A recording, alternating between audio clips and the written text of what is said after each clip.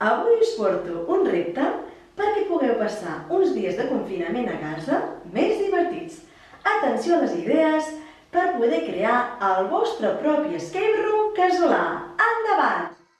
El primer que hauràs de fer és inventar-te una història misteriosa breu, que pot ser una desaparició, un segrest, la recerca d'un tresor. Tria un protagonista i una missió, que serà la que hauran d'aconseguir els jugadors i jugadores de l'escape room. Pensa que si et graves en vídeo encara serà més emocionant. Pensa com decoraràs l'habitació, amb cartells, materials i tota mena de detalls que més et convingui.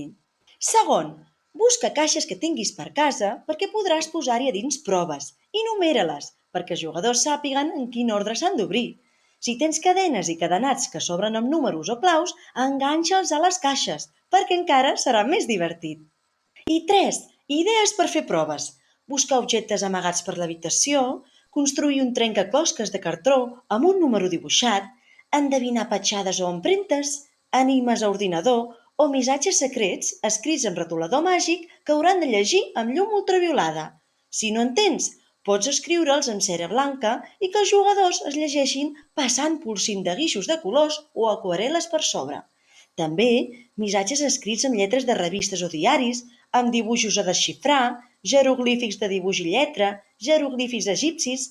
Poden endevinar enigmes divertits, problemes o operacions matemàtiques. Deixa volar la teva imaginació.